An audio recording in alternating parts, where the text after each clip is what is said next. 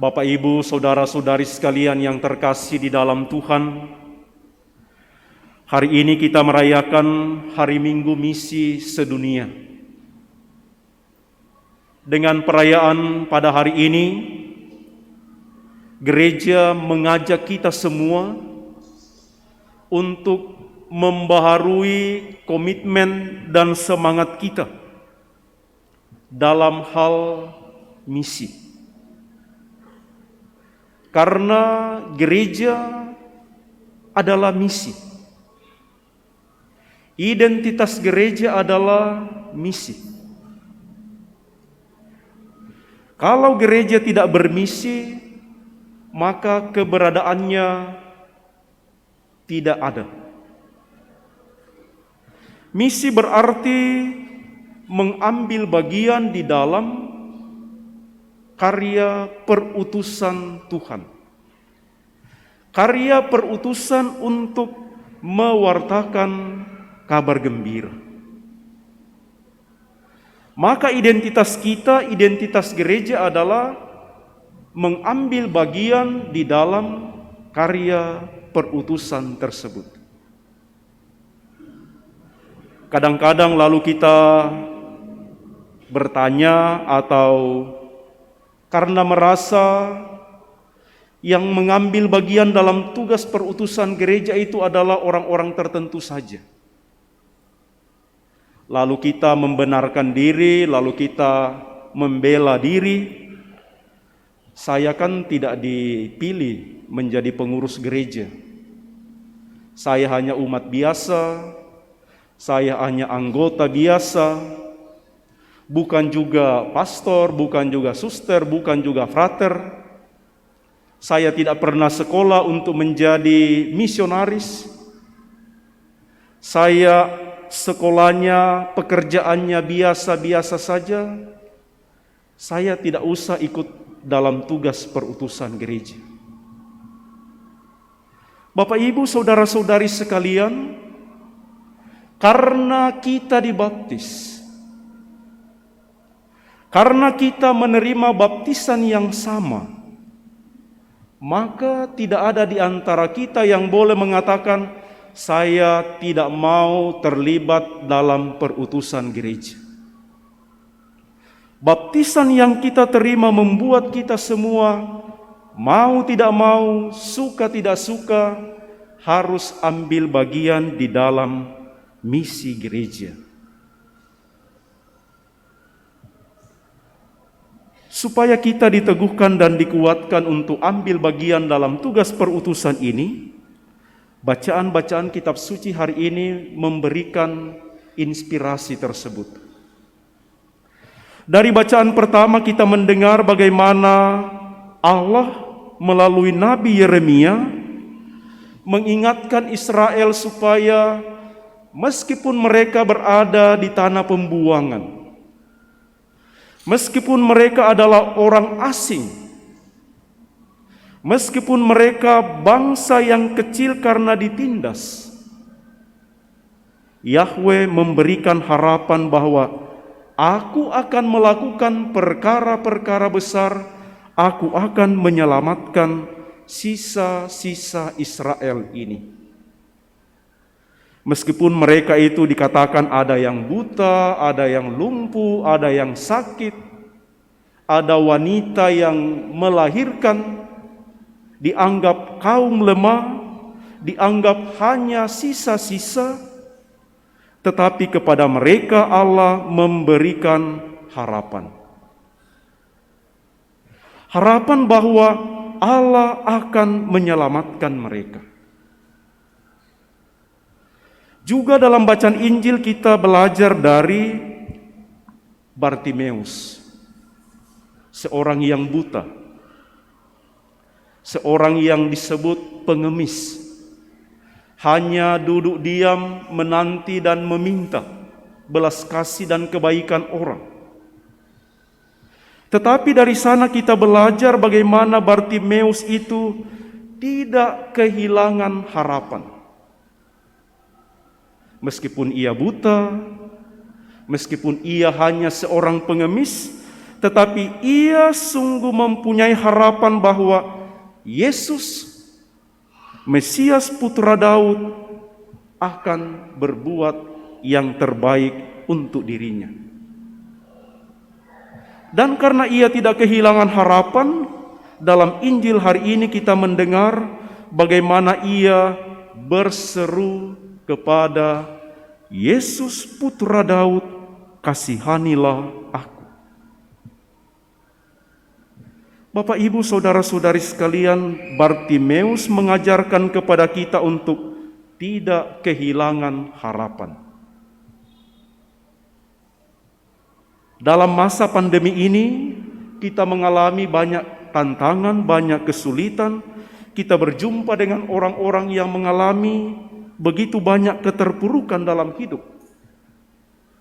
Tetapi Bartimeus mengajarkan kepada kita untuk tidak kehilangan harapan, dan itulah yang harus dibawa oleh gereja sebagai misinya. Memberitakan kepada orang lain untuk selalu percaya Allah akan berbuat yang terbaik bagi hidup kita. Dan kita mendengar bagaimana perubahan terjadi dalam diri Bartimeus. Ketika ia berseru kepada Tuhan minta belas kasihan, kepadanya Tuhan justru memberikan apa yang ingin kuperbuat bagimu. Dan kita mendengar bagaimana kemudian Bartimeus, Tuhan guru supaya aku dapat melihat. Dan begitulah kemudian terjadi, Bartimeus meninggalkan cara hidupnya yang lama. Dia yang hanya diam, duduk menanti, sekarang ia meninggalkan cara hidup yang lama itu dan pergi bersama dengan Yesus di dalam perjalanan. Ia tidak lagi diam dan meminta, tetapi sekarang ia pergi untuk memberi. Saudara-saudari sekalian, misi gereja, misi kita bersama adalah mengalami kebaikan Tuhan, mengalami bahwa Tuhan bertindak dalam hidup kita, dan kemudian kita ingin pergi membagikan karya Allah itu kepada sesama. Barangkali kita tidak akan diutus pergi menjadi misionaris di tempat lain, di negara lain, di daerah lain, tetapi mari kita menjadi misionaris kebaikan-kebaikan Allah di tengah keluarga. Menjadi misionaris kebaikan Allah di tempat kita bekerja. Menjadi misionaris karya Allah kepada orang-orang yang membutuhkan perhatian kita. Ada semangat misi yang dihayati oleh anak-anak sekami. Semboyan misi mereka adalah 2D 2K. Doa, derma, kurban, kesaksian. Saya kira kita semua bisa berdoa. Tidak ada di antara kita orang Katolik yang tidak tahu berdoa. Entah berdoa untuk dirinya sendiri, tetapi dalam konteks misi mari kita berdoa juga untuk karya gereja dimanapun. Santa Teresa dari kanak-kanak Yesus diangkat menjadi pelindung misi. Meskipun dia tidak pernah keluar dari negaranya untuk pergi bermisi. Tetapi dia hanya duduk berdoa untuk karya misi di seluruh dunia. Kita juga bisa melakukan misi dengan berderma. Kolekte pada hari Minggu misi ini akan kita kumpulkan dan kita kirim ke keuskupan. Keuskupan akan teruskan ke KWI. KWI akan teruskan ke Vatikan untuk kemudian dipakai bagi karya misi gereja di seluruh dunia. Maka kita semua, status, keadaan apapun, situasi apapun, latar belakang apapun diri kita karena sudah dibaptis, ambil bagian di dalam misi gereja. Mari kita mohon dalam perayaan Ekaristi ini, Ibu Bapak Saudara-saudari sekalian, mudah-mudahan kita dikuatkan oleh Roh Kudus untuk mengalami kebaikan Tuhan, dan ketika kita sudah mendengar kebaikan Tuhan, juga sudah melihat kebaikan Tuhan, kita tidak akan berdiam, kita tidak akan diam saja, tetapi akan pergi memberitakan kebaikan Tuhan itu. Semoga demikian.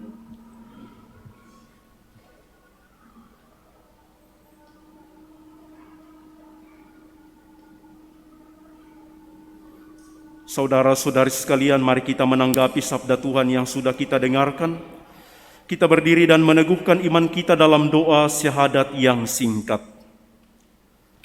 Aku percaya akan Allah, Bapa yang Maha Kuasa, Pencipta langit dan bumi, dan akan Yesus Kristus, Putranya yang tunggal Tuhan kita, yang dikandung dari Roh Kudus, dilahirkan oleh perawan Maria, yang menderita sengsara dalam pemerintahan Pontius Pilatus, disalibkan, wafat dan dimakamkan, yang turun ke tempat penantian, pada hari ketiga bangkit dari antara orang mati, yang naik ke surga, duduk sebelah kanan Allah Bapa yang Maha Kuasa.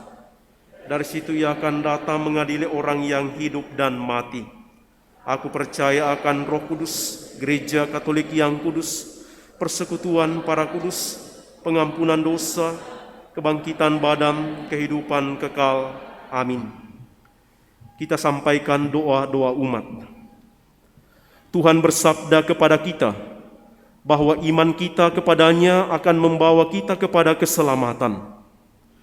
Marilah berdoa kepada Bapa kita di surga, agar kita selalu diteguhkan dalam iman dan digabungkan di dalam keselamatannya. Umat menjawab, selamatkanlah kami umat-Mu ya Tuhan.